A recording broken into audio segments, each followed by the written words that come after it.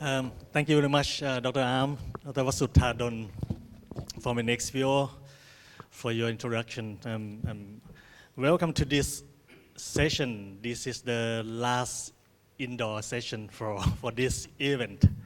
And good morning to you all, and good morning, distinguished panelists.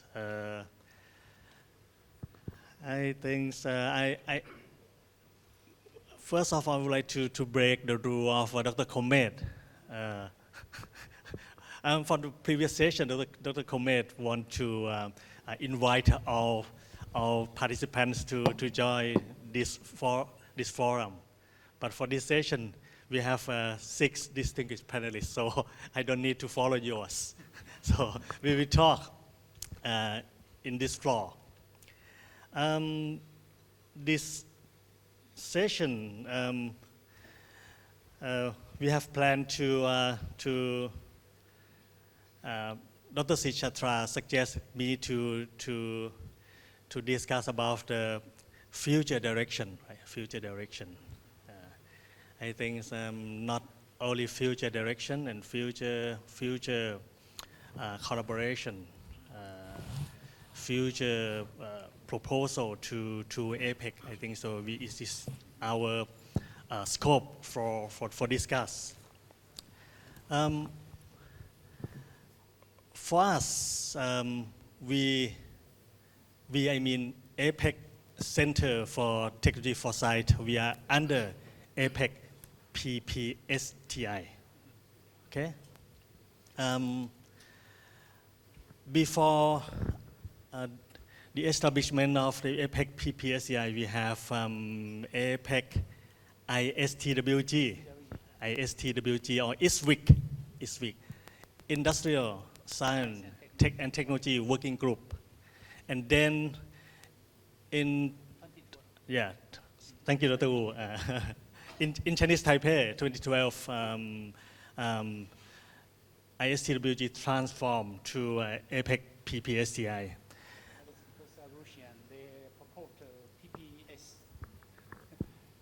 Oh, really? Yeah, the Russian, I think it's 2012, I think it's 2011, and then Russian in USA, they mentioned that we try to PP policy partnership, PPS only. But because the original it's ISTWG, Industry Science and Technology Working Group, and then because the participant, most of the people, they are from ST, Science and Technology. So many economists, they enhance, we have to still keep the STI. So change the title, PPSTI. And that discussion is take a very long because in that day, in Taiwan, in Taipei, so we discussed here about almost 7:30 p.m. Really? Yeah, really, because I was there. So it's a long story. But finally, we changed to PPSTI in 2012. Thank you, Dr. Wu. Okay, just my new knowledge for the establishment of PPSTI. The mission of PPSTI, Policy Partnership on Science, Technology and Innovation, the mission support the development of science and technology cooperation, as well as effective science, technology, innovation policy recommendations in APEC through collaboration between government, academia, private sectors, and other APEC fora. So this is a policy recommendation. Besides PPSTI, PPSTI, but we could work with other fora, right? We have the friends from APEC under Energy Working Group, for example. So this is quite broad area for collaboration for us. As I mentioned about ISTWG, Industrial Science Technology Working Group, and PPSCI, 2012 PPSCI, but APEC started from 1989, okay, and it changed a lot in the landscape, in the atmosphere of the world. For PPSCI, as we know, we want to focus on STNI. Even STNI, I think it's not only STNI because the innovation is quite broad. Like Dr. Wu in his presentation in previous session, I remember the heart of your picture is mindset, right? Mindset. This is not exact STNI. Okay, we need to involve to other dimension. As our foresight workshop, we apply STEEP, STEEP idea to explore, to discover all dimensions, social, technology, economic, environmental, politics, or some workshop we use a PESTEL, PESTEL, L is illegal. It's the same. So it's not only science, technology, innovation. So we need to think about other dimensions also. One of crucial dimension now, in my opinion, it might about the geopolitics or politics, for example. This is not politics. I would like to show some example as we face in this project. Don't worry, I don't want to touch about the sensitive issue. For this project, we prefer to achieve the net zero emission, as Dr. Bongkot emphasized about the net zero emission. But some colleagues, some friends remind us, okay, this is APEC forum. This is not a UNFCCC forum. So we are APEC 21 economies. So we might not commit to a net zero emission. So why we change to tone down to carbon neutrality? If you are in the area of the climate change, carbon neutrality and net zero emission is different in the meaning and also in the way, the means, or the mechanism to achieve two goals, for example. Just one of my example to things about the future direction in APEC economy. We are 21 economies. We are diversified economies, right? We have developed economies. At Thailand, we are developing economy. So we need to work with many economies. In my mind, not only the strategic issues or strategic direction for science, technology, innovation, as APEC Center for Technology Foresight mandate, we need to foresight to the future as we can to select the trends, uncertainties, and issues if we want to go. even we have a good tools to find the good issues, but I think it's always change. Future always change. Now we believe in besides strategic issues, strategic trends. Now we believe in.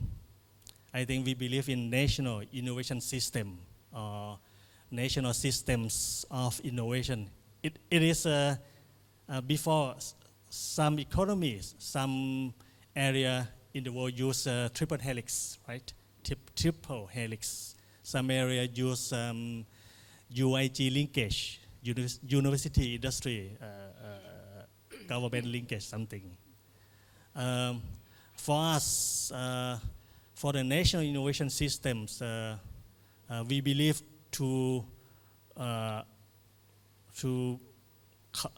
we believe on collaboration in 3 or 4 sectors.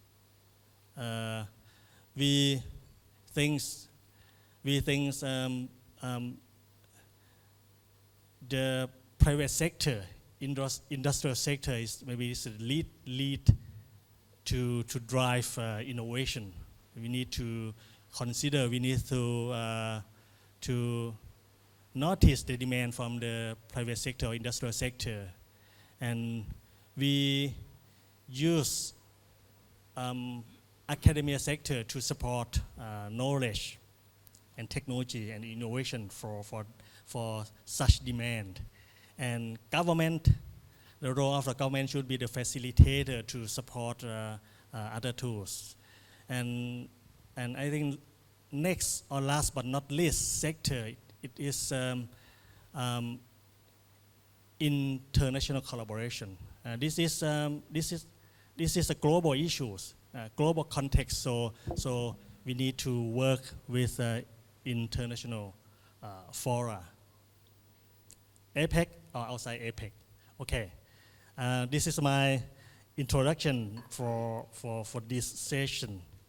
For this session, I try to keep the time until noon because we have the exciting event in this afternoon. We will boating, swimming, and maybe cruise in the beautiful canal in this afternoon.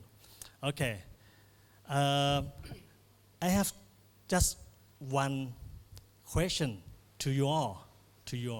This is a broad question to you all.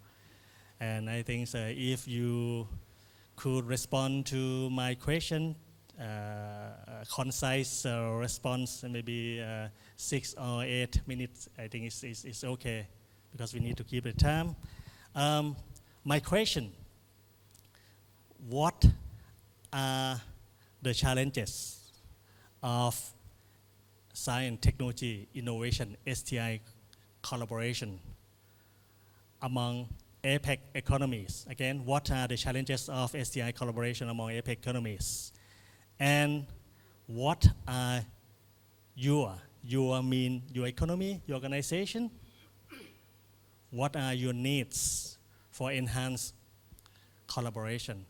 I think needs, maybe we could extend needs to what are your proposal, what are your recommendation. You might urge to APEC also to suggest to or urge to APEC economy or APEC organization to support us.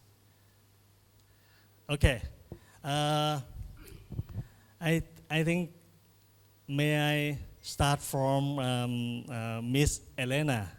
First of all, I would like to thank Miss Elena because she got some fever or some sick, but she tried to participate in this forum also. I would like to request our friend to give her a big hand to Miss Elena for her attempt. Thank you, Elena, please. Thank you, dear Chair. Thank you, dear colleagues. And first of all, I would like to express my sincere gratitude for your hospitality and to say thank you to the entire APEC team for the organization, fantastic organization, and very human attitude to all the participants today.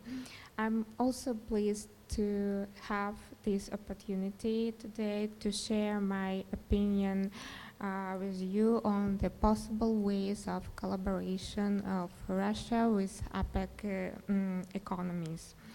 As they all acknowledge, the successful implementation of Putrajaya vision requires common actions of all APEC economies. Jointly, we can translate our inspirations into tangible realities, ensuring a more open, inclusive, and sustainable future for all. Here, I would like to particularly focus on one of the directions where high-tech solutions can play a key role, especially nowadays. It's a climate change issue that is one of the key challenges for the Asia-Pacific region. In this regard, the Russian team has launched the self-funding project, which is called APEC Technological Solutions for Monitoring Greenhouse Gas Emissions. Since 19 APEC economies have declared commitments to achieve net zero carbon emissions by 2050 or 2060, it is assumed that the project will come in handy for policymaking responsible for climate-related decisions. This project consists of a thematical questionnaire, a workshop, and a summary report.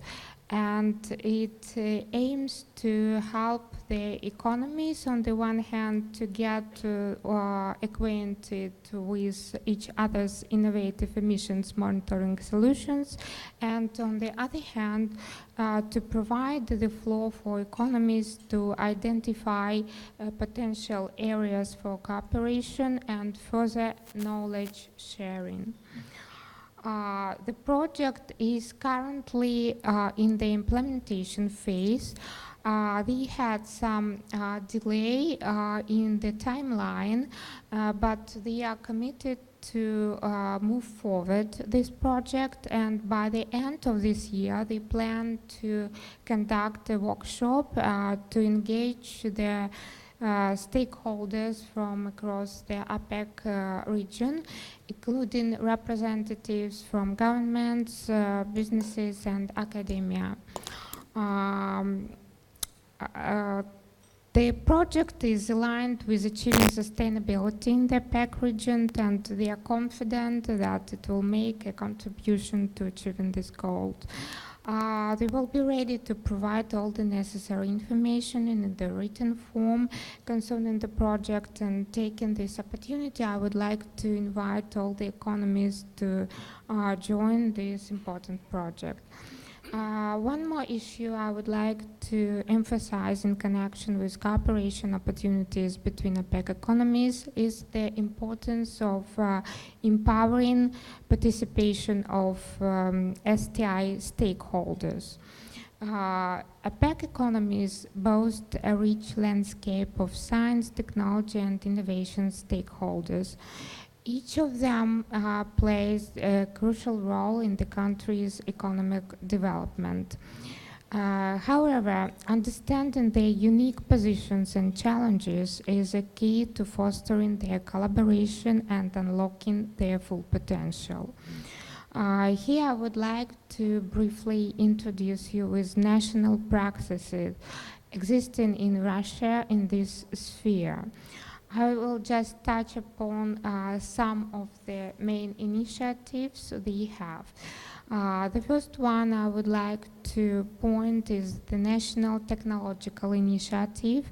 It acts as a strategic roadmap and identifies 9 priority areas, like very vital ones like artificial intelligence, big data, and advanced materials. It serves as a guideline for targeted investments and collaborative efforts, ensuring all the stakeholders, from governments to businesses to individual researchers, to play their responsible role in this process. The next one is strategy for scientific and technological development. This strategy was adopted in 2016, and it emphasizes stakeholder engagement across sectors. Notably, it established the technological platforms program, where interdisciplinary teams tackle national challenges like advanced health care or smart care solutions. So they identified the most important areas, and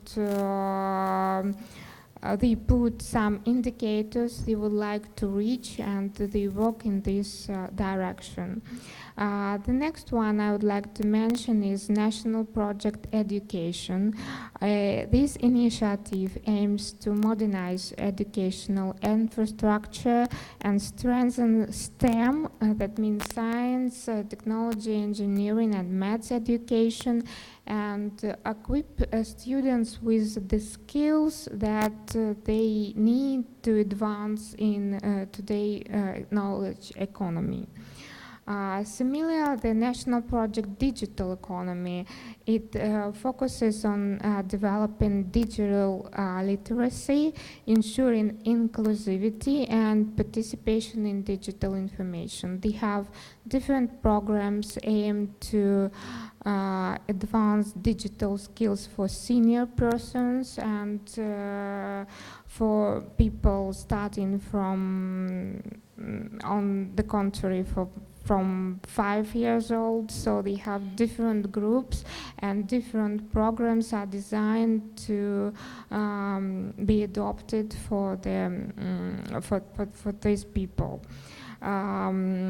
So these kind of initiatives, they create somehow the environment where each individual can contribute to the symphony of innovation. Initiatives like free IT courses and digital skills training programs that are organized by the government for different people have resulted in an increase in the number of IT specialists and improved digital adoption rates. Another project is National Project Science and Universities. Our country allocates huge means for supporting young scientifics and making scientific centers with the best conditions for the research. They also have open research information system and National Electronic Library, where you can use, you can find any information with, it's like a digital platform facilitating knowledge sharing and research partnerships. So the innovation landscape in Russia is undergoing a remarkable transformation inspired by dedicated efforts and strategical collaboration. Increased investment in research and development, fostering a more open and supportive environment for researchers and entrepreneurs are crucial steps. They firmly believe that cross-border collaboration is essential for accelerated innovation. By actively engaging with international partners through platforms like such as PPSTI, they can leverage collective expertise and resources to tackle emerging challenges and unlock new possibilities. Thank you. Thank you very much, Elena. Open, inclusive, and sustainability is your concept. Elena suggest some collaboration. She shows one project about monitoring GHG emission related to climate change.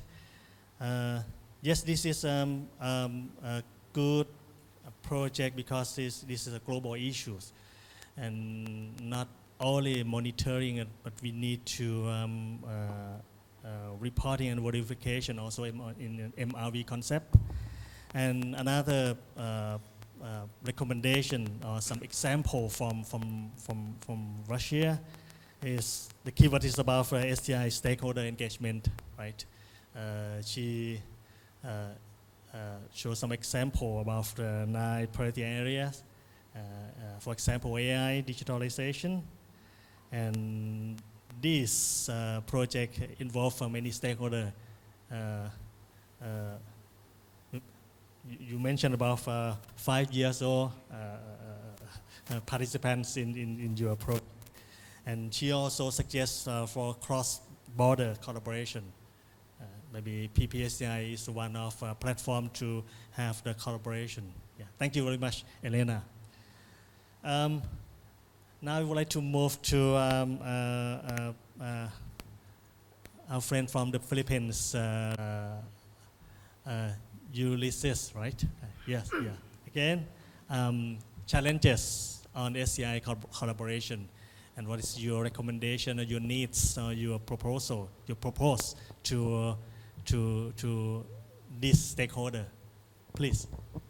Thank you very much. First of all, we would like to take this opportunity to thank the organizers of the APEC, particularly the APEC Center for Technology Foresight, and this delegation, including my colleague over there. Thank you for your hospitality and good people, good food, and good place. Thank you. It's very nice. First of all, I cannot speak about other economies, so I would like to make a local context of our the Philippines setting.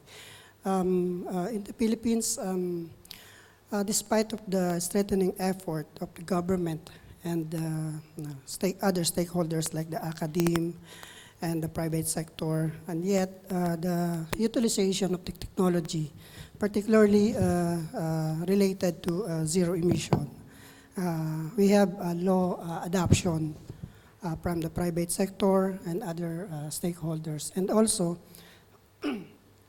aside of low utilization, including the low adoption. And in fact, we have to recognize the fact that Philippines is among those lower rank in terms of technology, as indicated in the Global Innovation Index. We have ranked 56 from the previous 51, maybe because of the pandemic. And however, including we are lower in terms of human capital in research and development. And as of the moment, we are way below from the global ranking, from the global average of 2.1% in terms of R&D expenditure. We only have 32%, since the UNESCO benchmark is 1%. So we would like to take off from these challenges. So as a matter of fact, in our roadmap, we would like to take off in terms of human development, infrastructure development, and of course, from infrastructure development, the services, and lastly on policy, because all of these things would not take off without the enabling policy. As I mentioned yesterday, APEC economies should have a multilateral agreement so that we could bind the terms and terminologies about the projects, about the activities in the future. So, and as a mode of collaboration, I would say that we should also recognize the importance of knowledge sharing, information sharing among the economies, because it could be one of the barriers in succeeding for our focus for this activity. And aside from that, mobility of the human resource, for example, cooperation among economies. Like for example, next week, the Philippine-Thailand cooperation will be holding a workshop in the Philippines with Dr. Komate, I guess, talking about the road mapping process in Thailand and his delegation. With that, thank you. Thank you, Ulysses. Please, next week, please welcome Dr. Komate also for the upcoming workshop. Ulysses mentioned about, adaptation to climate change also. Adaptation, and he, besides the adaptation to climate change, Ulysses talk about the GII, Global Innovation Index, and also the good government expenditure on research and development, X% of GDP, benchmark to 1%, right? Thailand also, we aim to go to 3% of GDP as the developed economies have. And we have just above 1, approximately 1.2 something. And we have started from 0.26 10 years ago.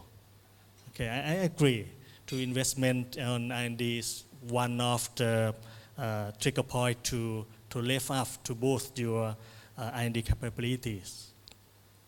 And HRD, this is one of the key success factor. This is need to attempt the long-term attempt to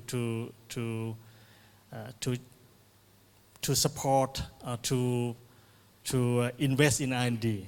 HRD. For example, in IMD World Competitiveness ranking, this besides government expenditure on R&D, but R&D personnel is one of the key success factor for R&D. I agree. And he also suggests about the infrastructure development and policy. And he touched about the policy and recommend to in APEC PPSI we might have a knowledge sharing platform to share our knowledge and also our policy. Thank you very much. Next, I would like to move on to our foresight expert, our keynote speaker for in the first day, Dr. Philippe. Please. Thank you, Dr. Surachai. Thank you to everybody. For me, it's a nice experience to share with you. I think this kind of events is really good for PPSTI and also for another forum.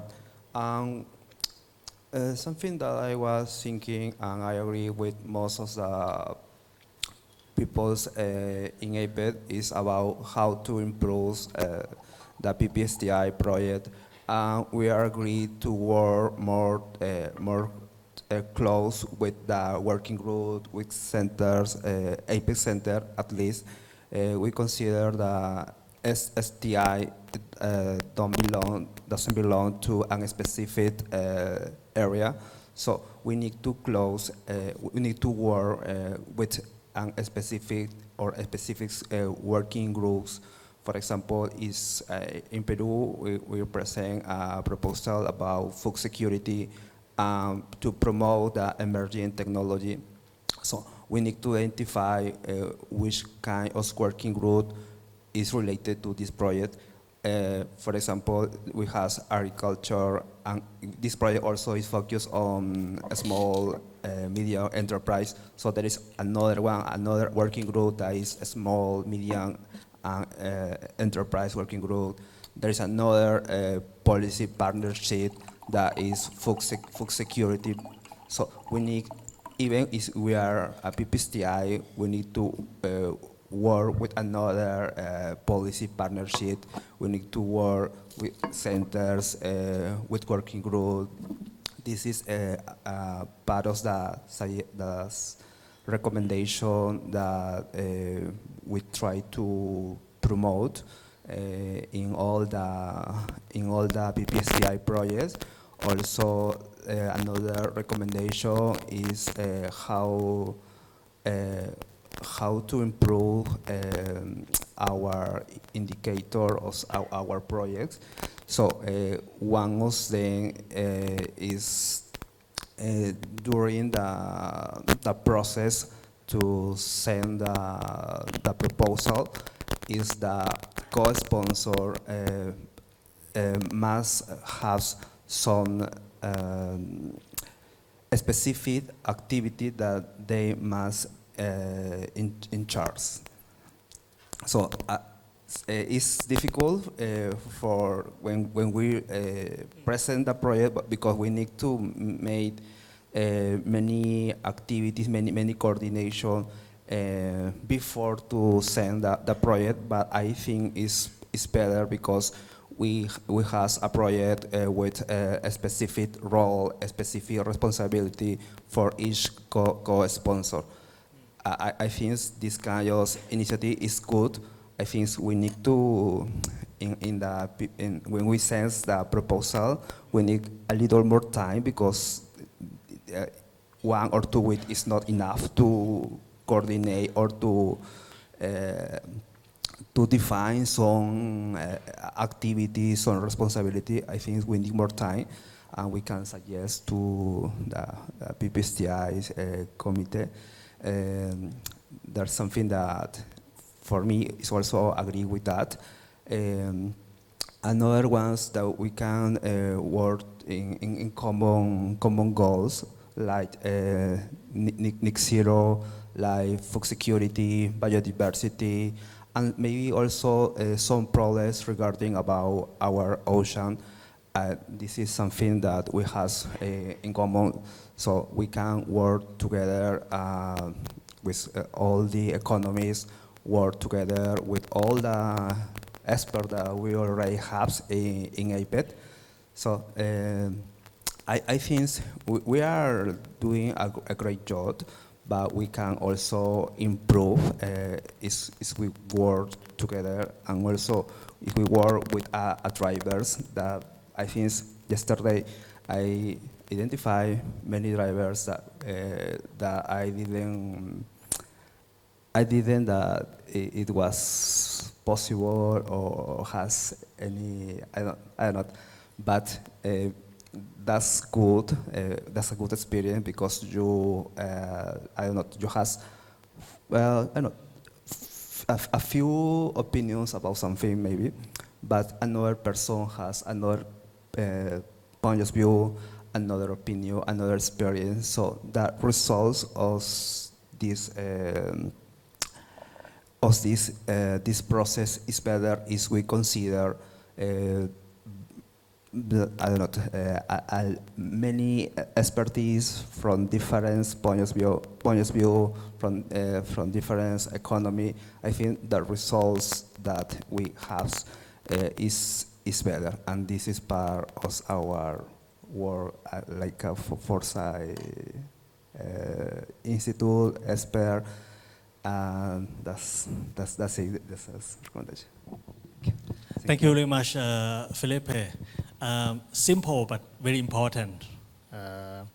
SCI is not belong to PPSCI, not belong to the APEC. This is a cross.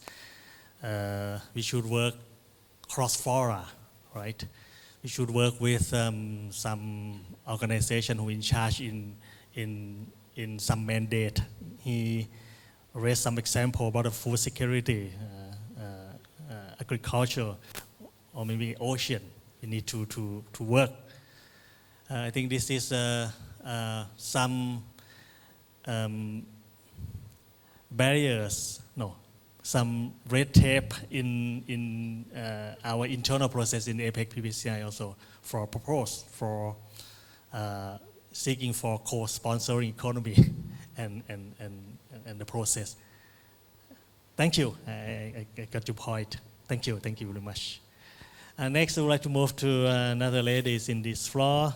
Please, Dr. Shu Ying. Yes.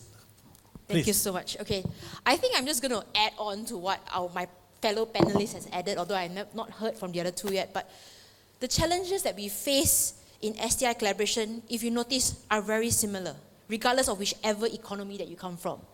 I would like to summarize it in 3 ways. First, competition versus collaboration. Okay, we always say that we are competing economies in a way.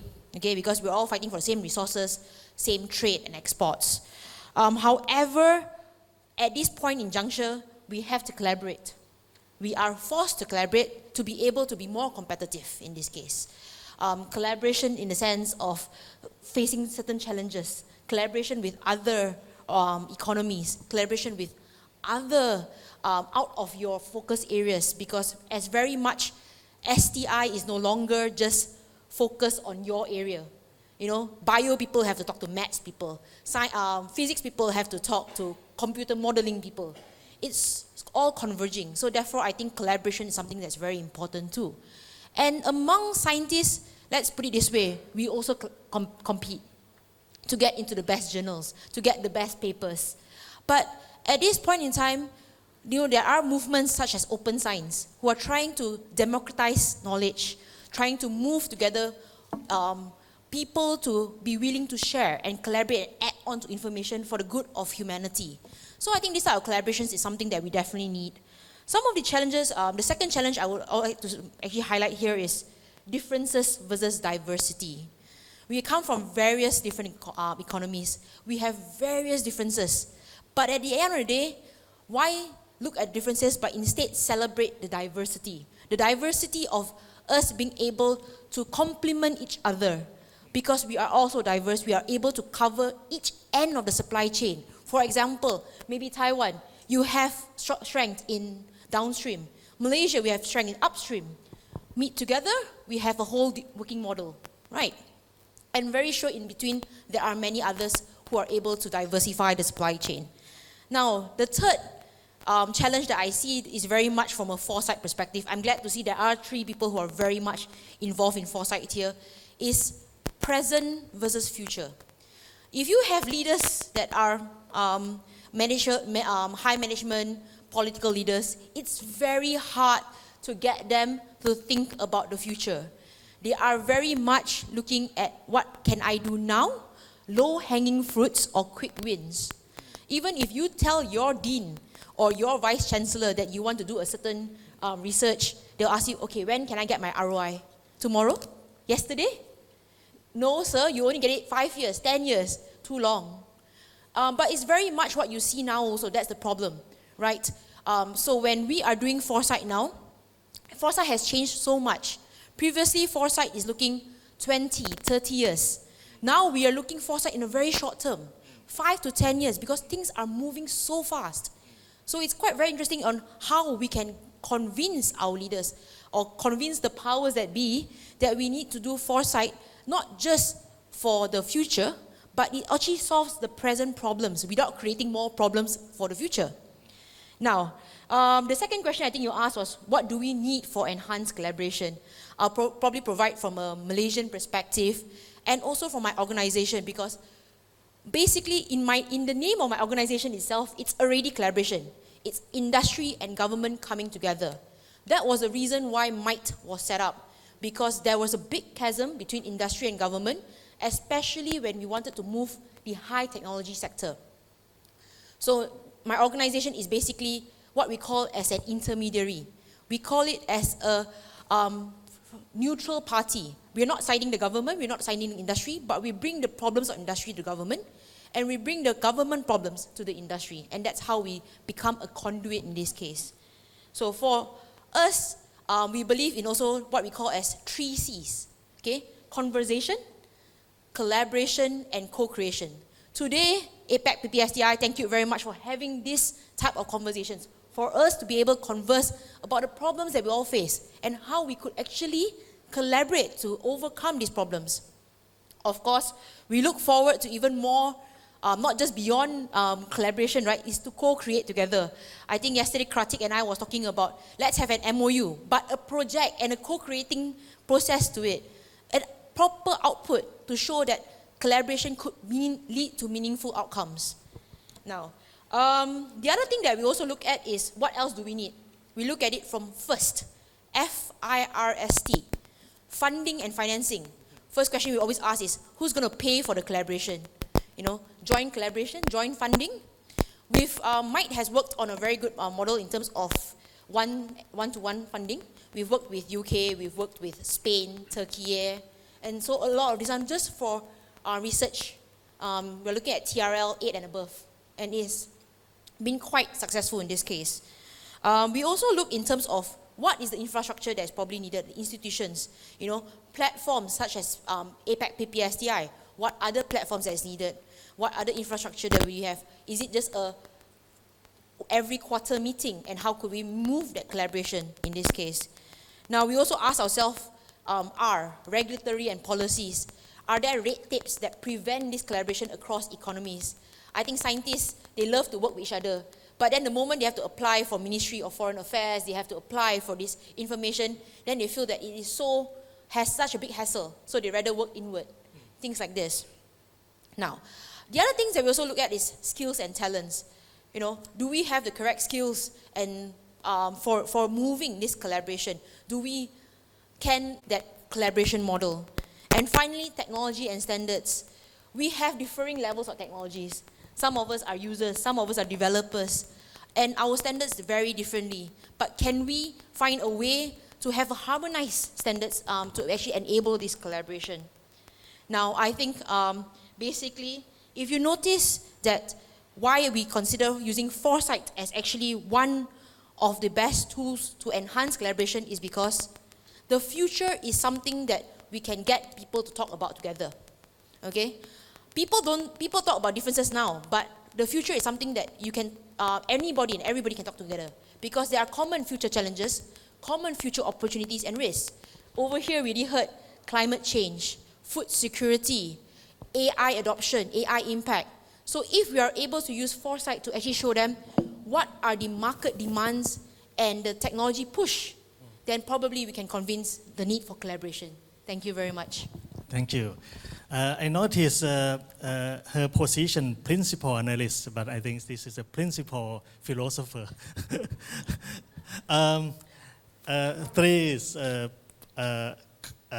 concept about collaboration, diversity, and future. This is your focus compared to others. Compete, different and present. Okay, and also 3 C's: conversation, collaboration, and co-creation. And last but not least, first. Funding, innovation, infrastructure, regulation or policy, and skill and talent, and last one is technology. Thank you. Very concise, and thank you very much. And then, next, Dr. Len, Last night, Philippe and Dr. Len, with my team, we discussed in depth, in detail, we diving until midnight about the future collaboration. Please, Dr. Len. Thank you. Thank you very much to the organizers for the hospitality. It's a pleasure and an honor to be here, and my privilege as well. So I'm going to structure my response a bit differently rather than to talk about the challenges of STI, but maybe to kind of discuss what are the key ingredients I think we need to foster and encourage and enhance STI collaboration. And here I will take quite an academic, systematic approach to my response is to say that central to any innovation-related activity is the exchange of information. In fact, information is the key commodity for any type of innovation. And particularly when we talk about technological innovations, we are discussing here primarily focusing on technical information, information of the technical kind. And there are several ways where this exchange of technical information can be enhanced. One of them is to look at exchange of technology talents, something also already mentioned previously. And then also the exchange of information using new technologies we have in ICT, information communication technology. In this case, some of this key information can be exchanged virtually, or you can also fix them in some some form, and then you digitally share with your collaborators. Also related to this is some form of data sharing provisions, limitations and flexibilities that are associated with it.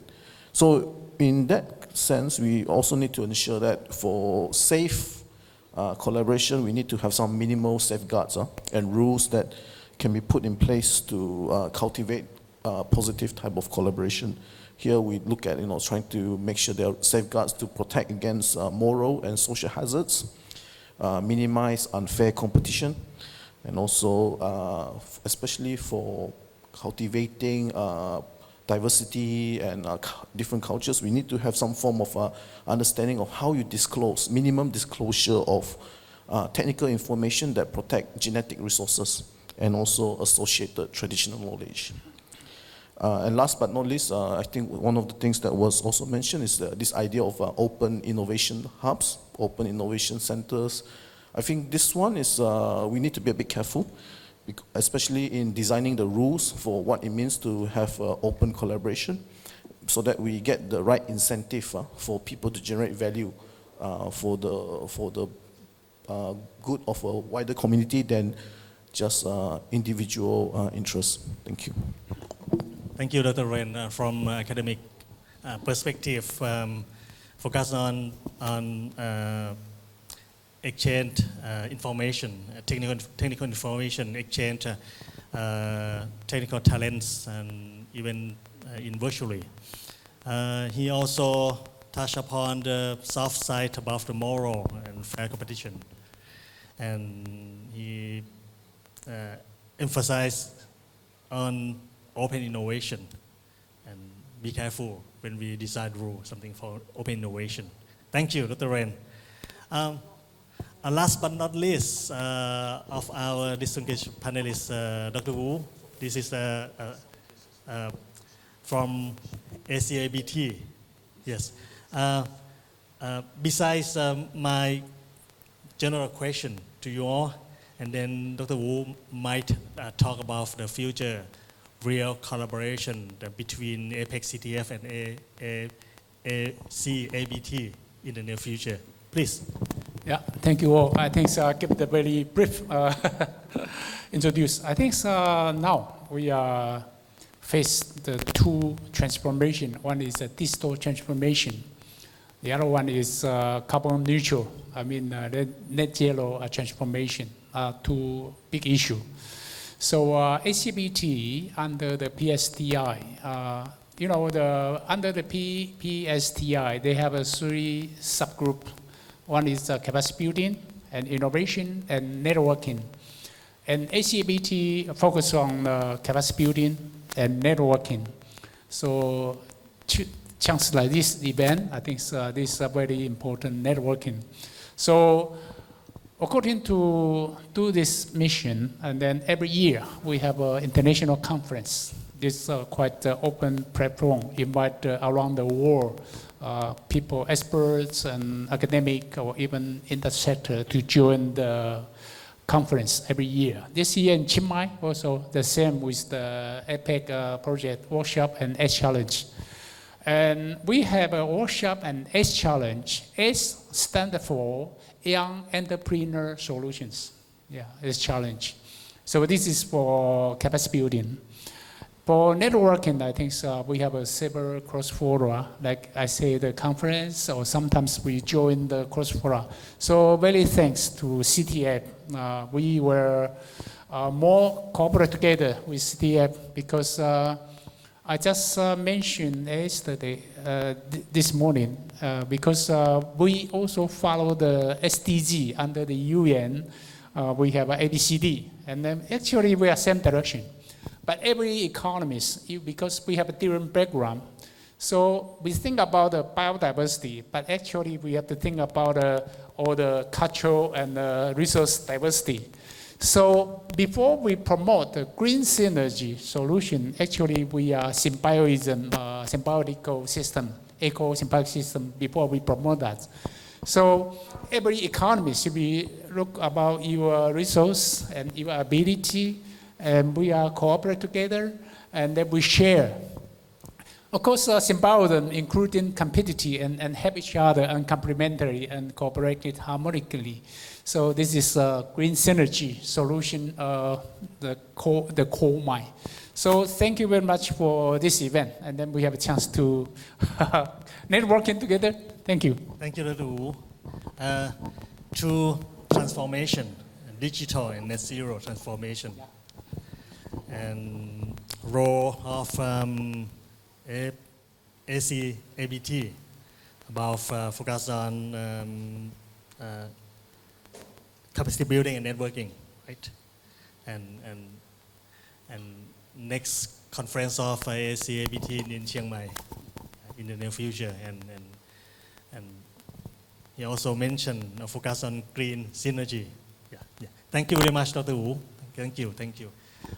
Sorry to, this is, 15 minutes late.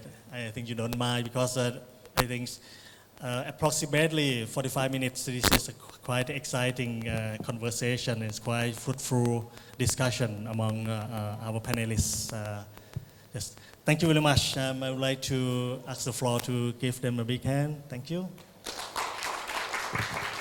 Thank you.